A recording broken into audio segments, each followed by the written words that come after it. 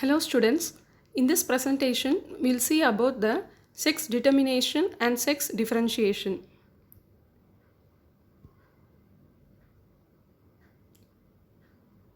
Everybody begins as a clump of undifferentiated cells. So what determines whether it will develop to female or male? Yes, it is the Y chromosome and the process is called as sex determination and sex differentiation. Sex determination is the initial event that determines whether the gonads will develop as testes or ovaries. It is determined by the Y chromosome. Sex differentiation includes the subsequent events that ultimately produce either the male or female sexual phenotype, that is external and internal genitalia and secondary sexual characteristics. The process of sex determination and sex differentiation proceeds sequentially as genetic sex or chromosomal sex, that is whether the sex genotype is XX or XY. And second, gonadal sex, whether the bipotential gonad develops into testis or ovary. And third, the genital sex, that is whether the bipotential genitalia will develop to male or female type. And finally, psychological sex, that is one's own identity as male or female. Genetic sex. We know each somatic cell in humans contain 23 pairs of chromosomes, that is 22 pairs of autosomes and 1 pair of sex chromosome. The 1 pair of sex chromosome may be XX, denotes female, and XY denotes male.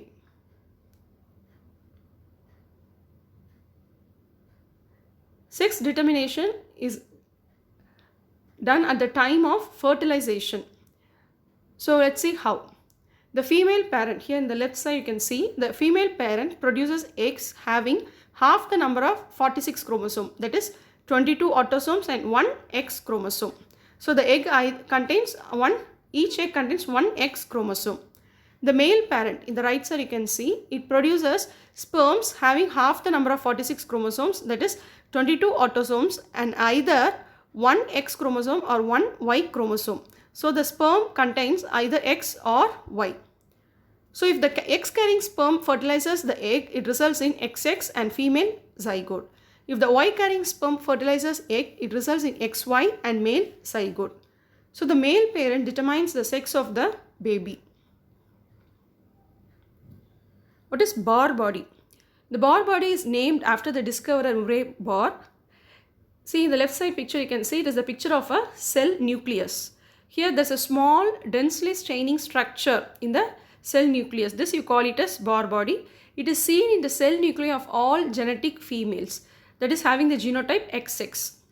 So in the somatic cells of genetic females, one of the two X chromosomes is randomly inactivated during mammalian embryogenesis. In the right picture you can see, the randomly means in some cells the paternal X chromosomes denoted like pink color and paternal chromosomes denoted in blue color, or in some other cells the maternal X chromosome denoted as pink color may be inactivated. So that is random inactivation of all but one X chromosome. This ensures that the females do not produce twice as many X-linked gene proteins as males, because the males contain only one X chromosome. So how this inactivation is done? Inactivation is initiated from the X inactivation center or XIC, usually found near the centromere. The center contains 12 genes, 7 of which code for proteins, whereas 5 for untranslated RNAs. Of these 5 genes, 2 are very important. It is ZIST and TE6 genes. So the discovery of X inactivation is generally attributed to British genetist Mary Lyon, and so this process is also called as Lyon hypothesis or lionization.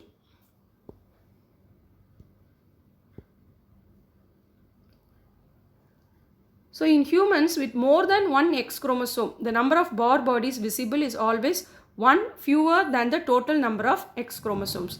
So in normal genetic females, if you see XX genotype, there will be one Bohr body. Whereas in normal males having genotype XY, there will be no Bohr bodies because 1X, so 1 minus 1, 0. If there are multiple chromosomes, if there are 2 X chromosomes or 3 X chromosomes, all but one X chromosomes will be inactivated. What is the significance of the Bohr body? It is useful for identification of the sex genotype by the cytological test. Usually the cells from the skin, buccal mucosa, vaginal mucosa or the polymorphonuclear cells are used. And it can also help in identification of abnormal genotypes. So second, we see about the gonadal differentiation. So gonadal differentiation is the process by which the bipotential gonad develops into testis or ovary. It is dependent on the sex genotype of the individual. At about 30 days after fertilization, the embryo develops an area known as urogenital ridge, that is the condensation of mesenchymal tissue on each side near the adrenal glands. The primordial germ cells migrate into this urogenital ridge and the germinal and non-germinal cells multiply to form the bipotential gonad. So till 6 to 7 weeks, the gonad is bipotential. So at about 7 weeks, the Y chromosome determines whether the bipotential gonad develops into testis. How? The Y chromosome contains a gene known as SRY gene, that is sex determining region of the Y chromosome. This SRY gene encodes for testis determining factor which causes testicular differentiation in the bipotential gonad at about 7 weeks of intrauterine life. That is, the primitive seminiferous tubules and Sertoli cells begin to develop in the medulla of the bipotential gonad. In the absence of Y chromosome and hence the testis determining factor, the ovaries develop from the cortex of the bipotential gonad at about 10th week of intrauterine life. Of course, XX genotype is essential for full development of the functional ovary. Genital differentiation. Internal genitalia differentiation. So all embryos have two pairs of primordial genital ducts, both ending at the cloaca. They develop along with the bipotential gonad. So in the picture you can see the blue color is the mesonephric or Wolffian ducts which represent the male duct. Whereas the red color is the paromesonephric or the Mullerian duct which represent the female duct. So Wolffian duct is the primordial male genital duct. Mullerian duct is the primordial female genital duct. So all embryos have both these ducts. When the testis is formed, the release in the intrauterine life, they release two hormones, testosterone and Mullerian inhibiting substance. The testosterone causes the Wolffian duct to develop into epididymis, vas deferens and seminal vesicles. Whereas the Mullerian inhibiting substance causes the Mullerian ducts to degenerate. So the two hormones, testosterone and Mullerian inhibiting substance, see to that the internal genitalia develops into male type. In the absence of testis, the Mullerian ducts develop into fallopian tubes, uterus and upper two-thirds of vagina. That is, unless the testis develop, the genitalia will be of female type. In other words, the genitalia will be of female type by default.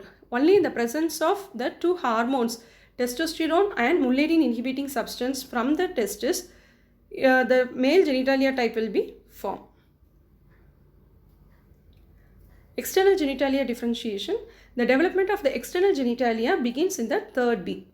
The mesenchymal cells from the primitive streak migrate through the cloacal membrane to form a pair of cloacal folds which divide into urogenital folds and anal folds. Cranially, the urogenital folds fuse to form the genital tubercle, and the genital or labioscrotal swellings begin to develop on either side of the urethral folds.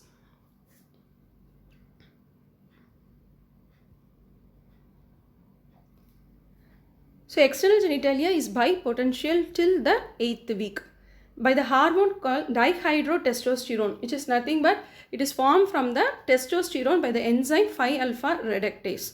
So this dihydrotestosterone from the testis cause development of male external genitalia by 5th month of gestation.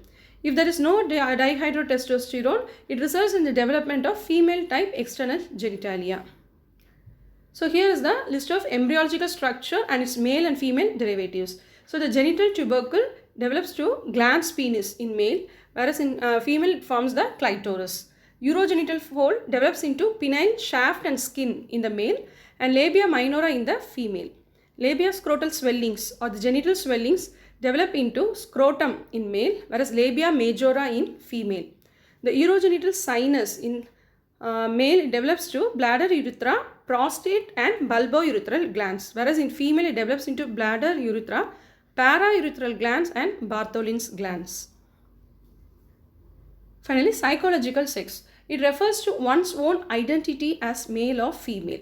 Brief exposure of fetal hypothalamus to androgens from its own testes during early embryonic period causes male pattern of sexual behavior later. In absence of exposure of fetal hypothalamus to androgens, it results in female type of sexual behavior. So to sum up, the Y chromosome contains the SRY gene which codes for the testis determining factor which causes differentiation of the bipotential gonad to testis. The testis produces two hormones, the testosterone and Mullerian inhibiting substance, which leads to the genital differentiation into male type.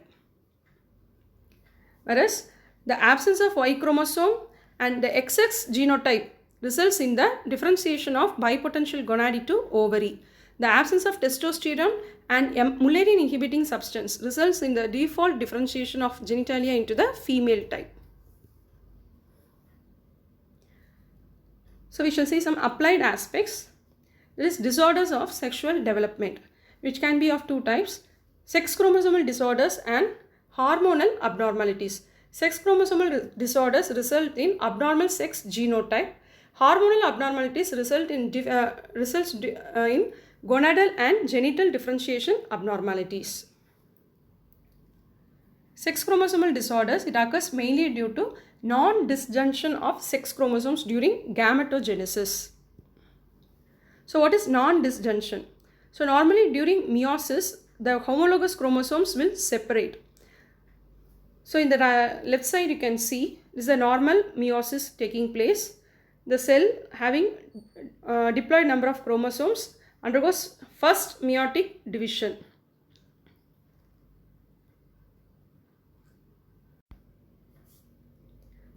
So here is the first meiotic division occurring. So the diploid cell results in two cells having haploid number of chromosomes. Here you can see the so in this picture only one pair of homologous chromosomes is shown.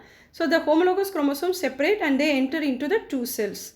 And in the meiosis 2, so here in the meiosis 2 there is separation of the chromatids. So in meiosis 1 there is separation of homologous chromosomes, and meiosis 2 there is separation of chromatids. But this is the normal meiosis. So in the right side you can see there is non-disjunction. Non-disjunction means there is failure of the homologous chromosomes to separate properly during meiosis. So it can happen during first meiosis or it can happen during second meiosis.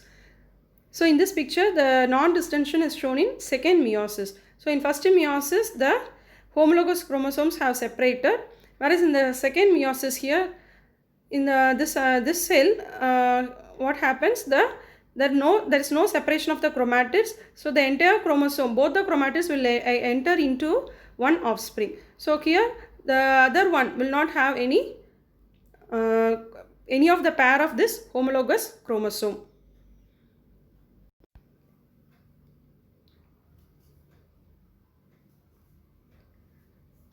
So in this picture we shall see about the non-distinction of sex chromosomes. In the left side picture you can see there is a oogonium having two X chromosome which undergoes meiosis to produce the egg and the polar bodies. Normally the two X chromosome, one X chromosome should enter into the egg and the other X chromosome into the polar body. But sometimes what happens, both the X chromosomes can enter into the egg. Sometimes what happens, both the X chromosomes will enter into the polar body, leaving no X chromosome in the egg. So here this left side picture you can see the egg containing two X chromosomes. So normally I told you egg will contain only one X chromosomes. So due to non-distinction of the sex chromosomes, what happens, sometimes eggs are produced having two X chromosomes, or sometimes eggs are produced having no X chromosome. Okay. So now what happens? Here you can see the egg carrying sperm, if it fertilizes this egg. So here, yes, here if the egg carrying sperm fertilizes the egg carrying 2 X chromosome, it results in XXX genotype. So it results in XX genotype. Whereas if the Y carrying sperm fertilizes the egg having 2 X chromosomes, it results in the genotype XXY genotype. Suppose the X carrying sperm fertilizes the egg having no X chromosome, it results in X0 X phenotype. And if the Y carrying sperm fertilizes the egg having no X chromosome, it results in Y0 phenotype.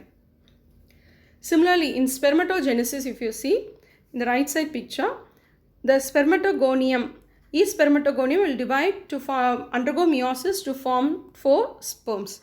So the it will form 4 sperms, 2 X carrying sperms and 2 Y carrying sperms. Sometimes what happens, due to non-distension of the XY chromosomes, both the X and Y chromosomes can enter into a sperm. Sometimes what happens, there will be no X or Y chromosome in the sperm. So if the XY carrying sperm is fertilizing the egg, it results in the XXY genotype. If the sperm having neither the X or Y chromosome is fertilized by the egg, it results in the formation of X0 genotype. So the sex chromosomal disorders can be of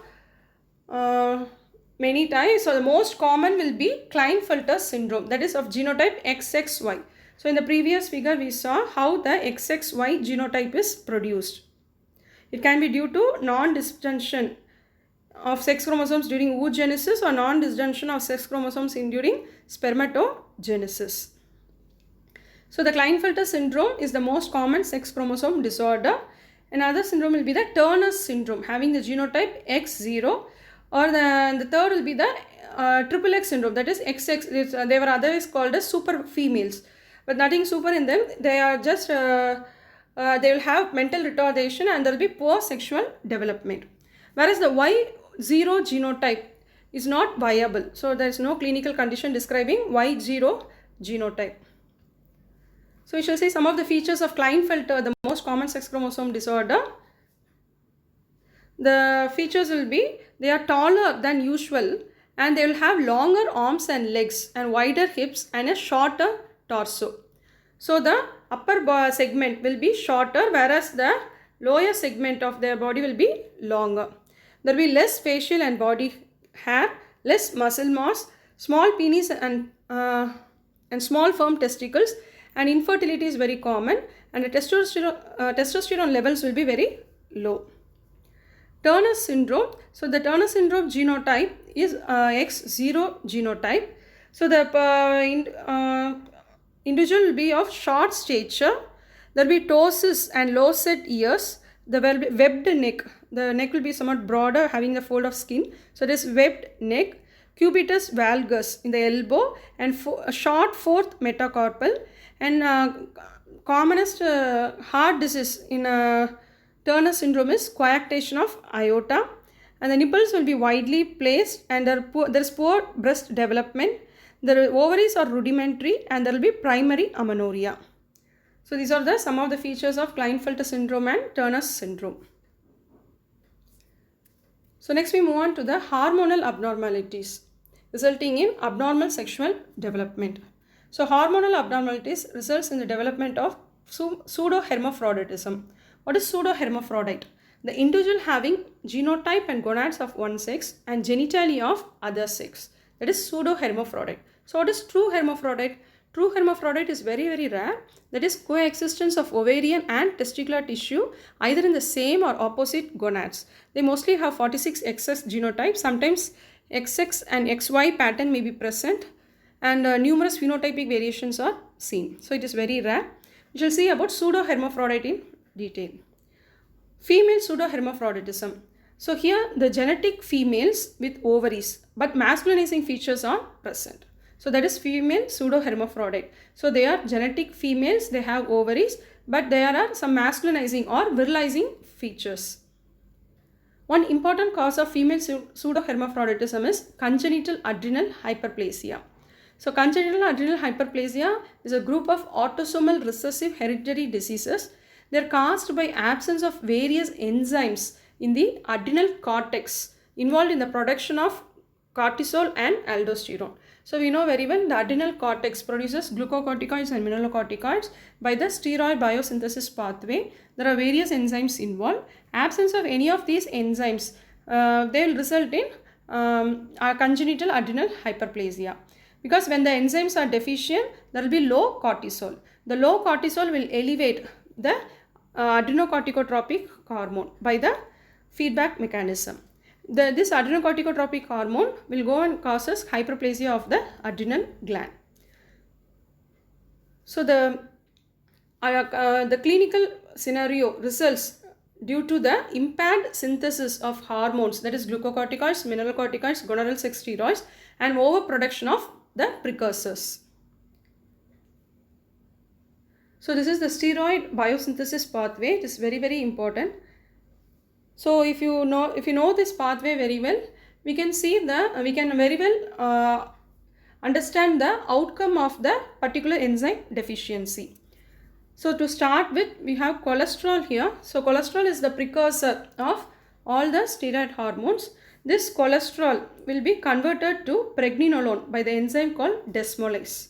The pregnenolone will be converted to progesterone by the enzyme 3-beta hydroxysteroid dehydrogenase. This progesterone will be converted to deoxycorticosterone by 21-hydroxylase, which will be acted on by 11-beta hydroxylase to form corticosterone, which in turn will be acted by 18-hydroxylase to produce 18-hydroxycorticosterone, which is acted on by the aldosterone synthase to produce the aldosterone, which is the mineralocorticoid. So this pathway is the synthesis of mineralocorticoids, that is aldosterone. And if you see here to the right, the pregnenolone and the progesterone is acted on by the 17-hydroxylase enzyme to produce the 17-hydroxypregnenolone and 17-hydroxyprogesterone, which in turn will be acted again by the 17-hydroxylase or 17-20-lyase to produce dehydroepiandrosterone and androstenedione respectively. So this androstenedione, so if you see here, the 17-hydroxyprogesterone will be acted on by the 21-hydroxylase to form the 11-deoxycortisol, which will be acted on by the 11-beta hydroxylase enzyme to form the cortisol.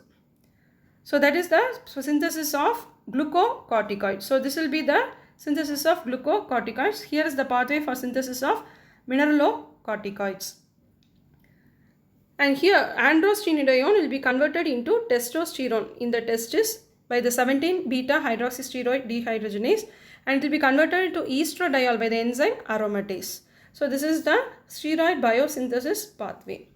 So now I told you the congenital adrenal hyperplasia is a disease arising due to deficiency of any of these enzymes. And the most commonest enzyme deficiency causing the congenital adrenal hyperplasia is 21-alpha hydroxylase. Almost 90 to 95% cases of congenital adrenal hyperplasia is due to 21-hydroxylase deficiency. So now by seeing this pathway, you can tell what is the outcome of 21-hydroxylase deficiency. So this 21-hydroxylase deficiency, so here also the 21-hydroxylase will convert the 17-hydroxyprogesterone to 11-deoxycortisol and cortisol. So what happens if there is no 21-hydroxylase? There will be no production of mineralocorticoids, there will be no production of glucocorticoids, and there will be accumulation of this progesterone, 17-alpha hydroxyprogesterone and 17-alpha hydroxypregnenolone, which will be diverted to form the androgens. So that is the outcome of 21-alpha hydroxylase deficiency enzyme. So there is no mineralocorticoids and glucocorticoids, so there will be salt wasting and hypotension, and there is accumulation of the adrenal androgens. So what happens? There will be virilizing features. So there will be virilization of the female fetus, and in male there will be precocious puberty, like that. So that is the 21-hydroxylase deficiency. And the next common enzyme deficiency will be the 11-beta hydroxylase enzyme deficiency. So what happens when there is 11 beta hydroxylase enzyme deficiency? Again, there is no aldosterone or there is no cortisol. There is accumulation of the 17 alpha hydroxy progesterone, and it results in the increased production of adrenal androgens by this by diverting the precursors to this pathway. So but there is one difference between the 21 alpha hydroxylase and 11 beta hydroxylase is this enzyme, this compound corticosterone, this compound deoxycorticosterone. So it is formed here. So here only is the enzyme 11 beta hydroxylase, which converts deoxycorticosterone to corticosterone. So when this enzyme is deficient, there is accumulation of deoxycorticosterone also. So the deoxycorticosterone has some mineralocorticoid activity. So what is the result? There will be no salt wasting in the 11 beta hydroxylase deficiency, or in sometimes there will be maybe even hypertension.